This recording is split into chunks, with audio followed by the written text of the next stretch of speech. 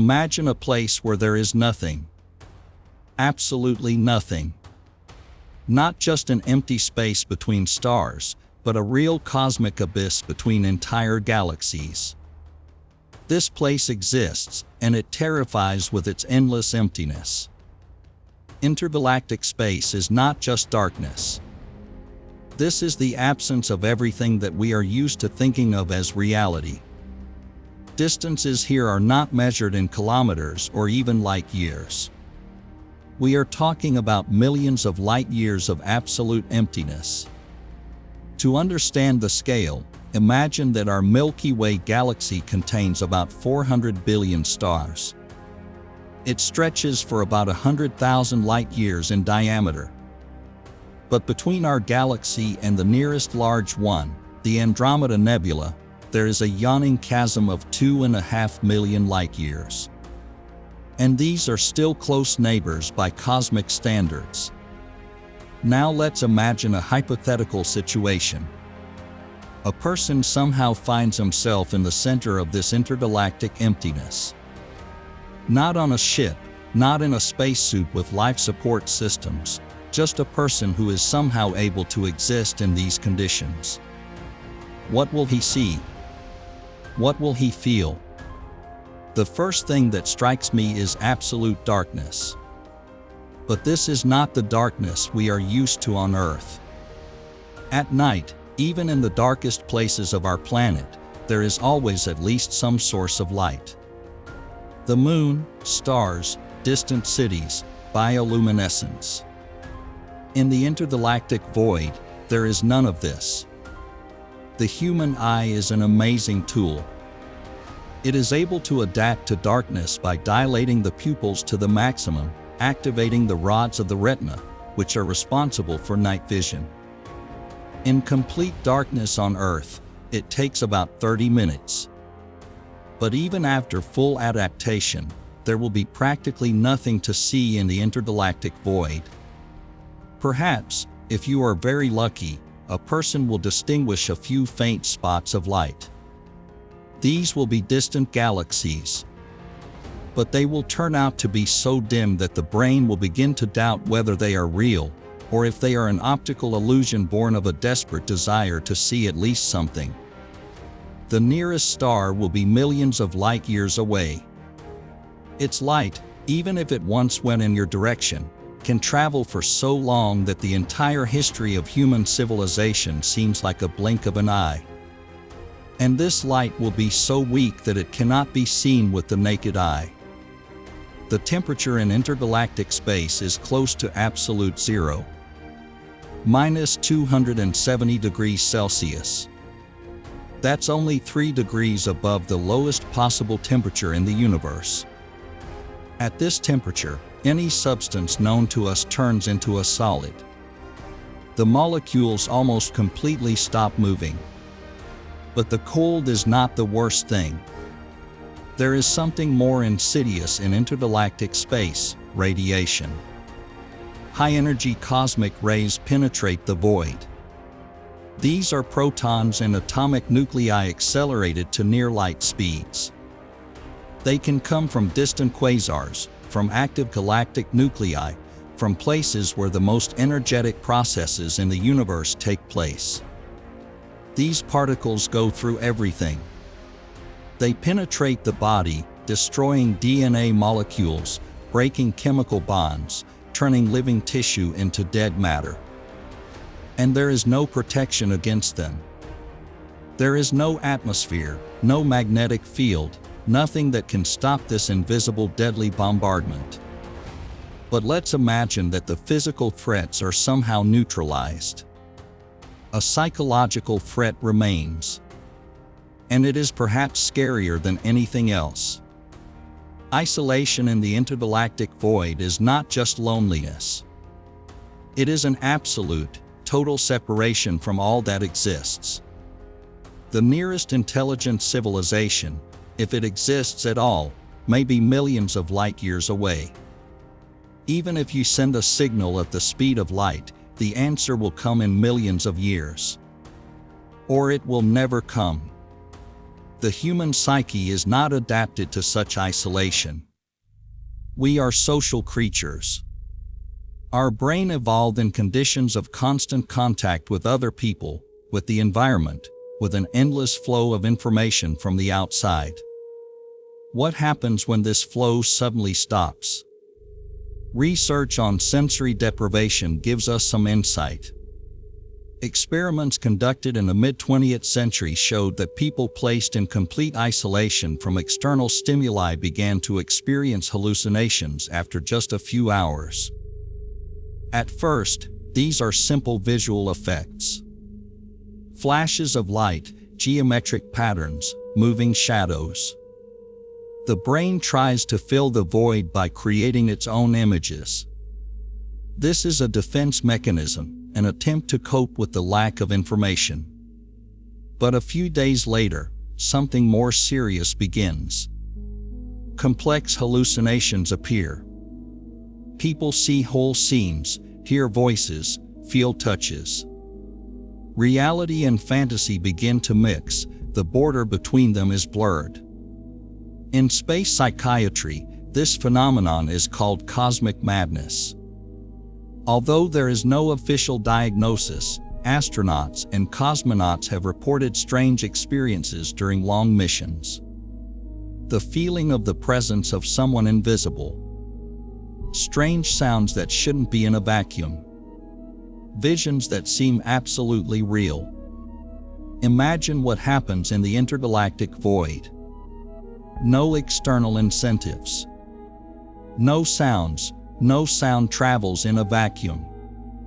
No light, only endless darkness. No landmarks, space is the same in all directions. The brain begins to generate its own reality. At first, these are just images from memory. Faces of loved ones, familiar places, memories of the past. But gradually these images become more and more strange, distorted, frightening. A person may begin to see things that never existed. Talk to people who don't exist. Believe in events that never happened. The line between memory and fantasy disappears completely. This is a state of psychosis caused by complete sensory deprivation. And unlike terrestrial experiments, it is impossible to get out of the intergalactic void. There is no stop button. There is no door that can be opened. There is only infinite emptiness in all directions. Over time, something even stranger may happen. The brain will begin to lose the sense of time. On Earth, we are guided by the change of day and night, by the rhythms of the body, by external events. There are no rhythms in the intergalactic void. Time loses its meaning. A minute can feel like an hour. An hour is like a minute. Or vice versa. Past, present, and future begin to mix in consciousness. A person may lose sight of where they are in time. This is called temporal disorientation.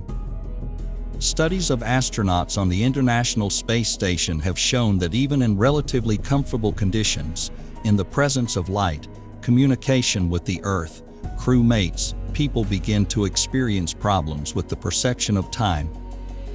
What can we say about complete isolation? There is another psychological aspect that is rarely discussed. It is the realization of one's own absolute insignificance. On Earth, even when we look at the starry sky and understand the scale of the universe, we are still on the planet, among billions of other people, in a world full of life and activity. In the intergalactic void, this sensation is intensified to an unbearable level. A person literally becomes the only point of consciousness in a space millions of light years across. The nearest life form may be in another galaxy. And even if it exists, it will never know you exist. This is existential horror in its purest form. Not the fear of death, but the fear of non-existence. fear that your existence has absolutely no meaning for the universe.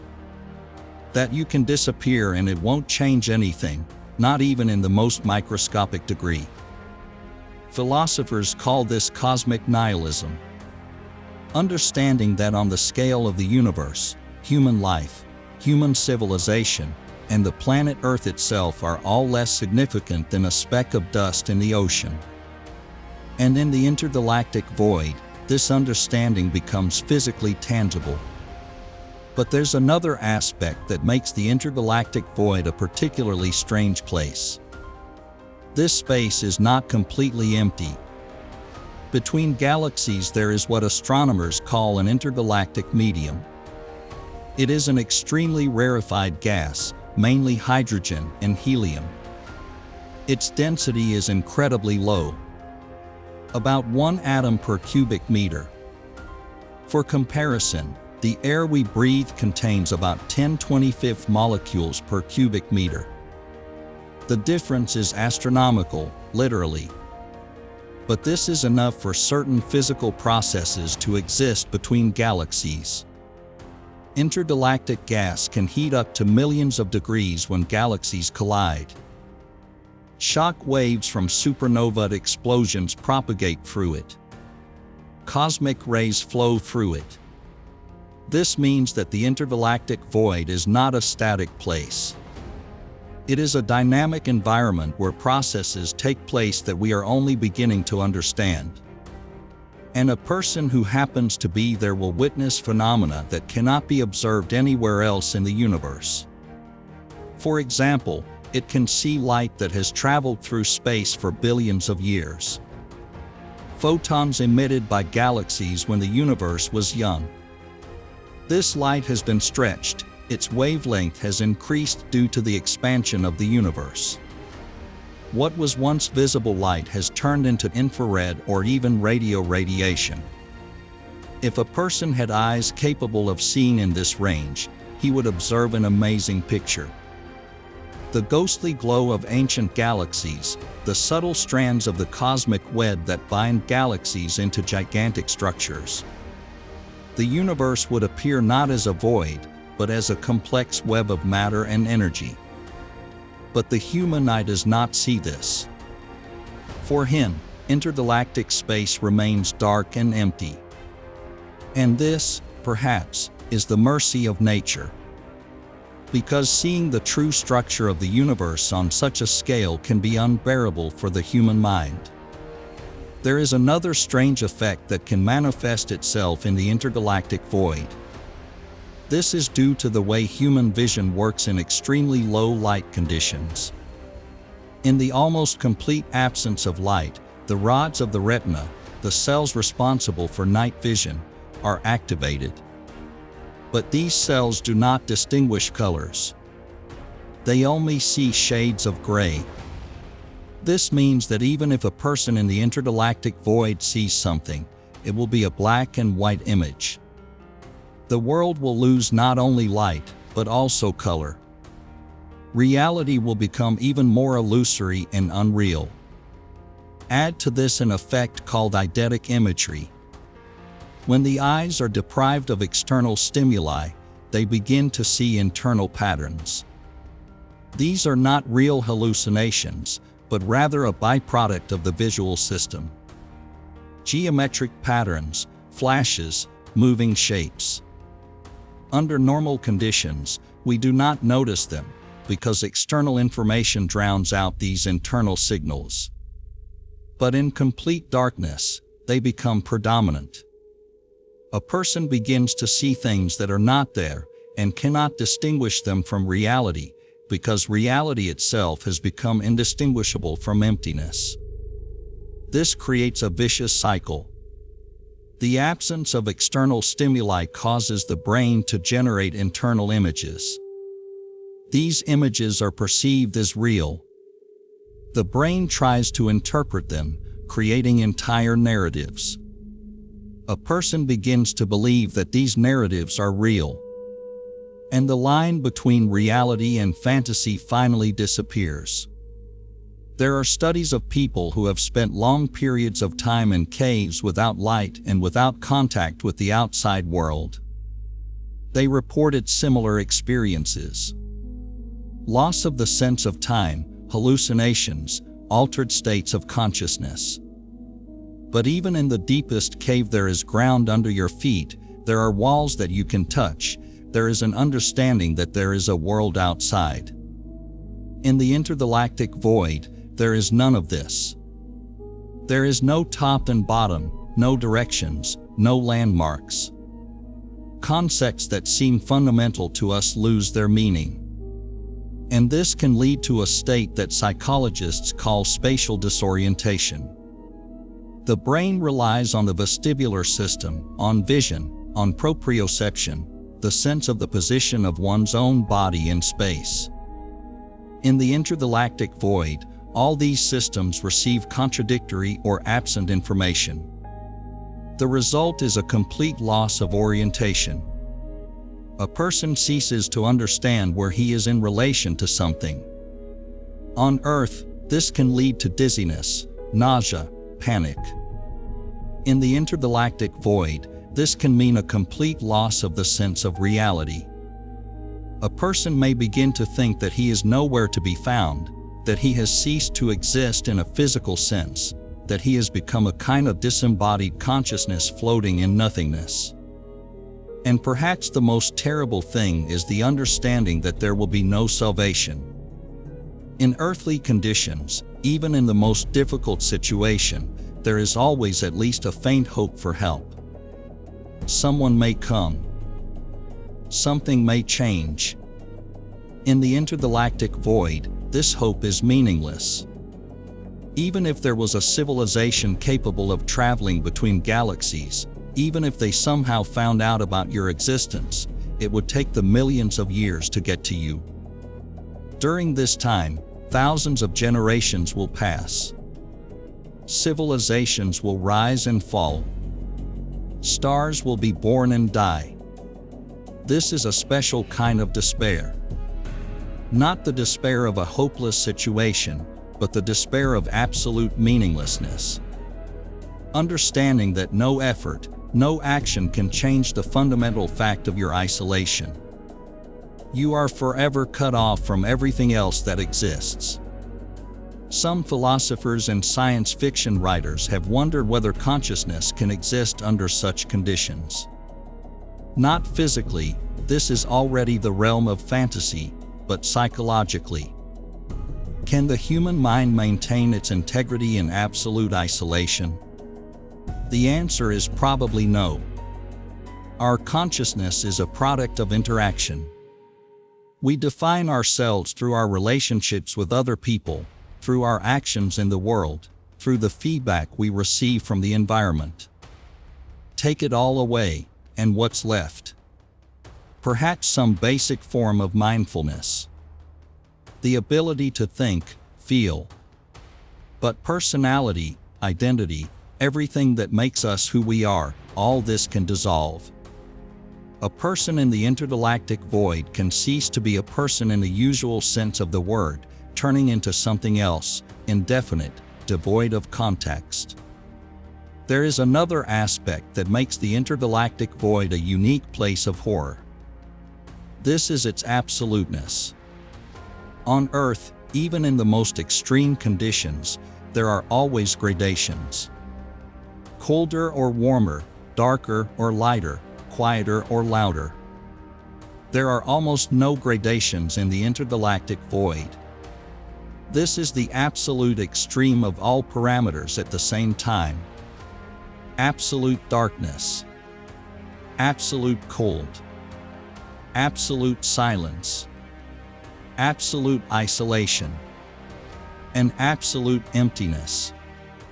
Not emptiness in the metaphorical sense, but the literal absence of almost everything. This is a state that is close to non-existence, but at the same time you somehow exist, you are able to be aware of it. The paradox is that the intergalactic void is not just a scary place. It is a place that challenges the very concept of place. This is not a location in the usual sense. It is a state of existence, or rather non-existence. This is the border between being and non-being.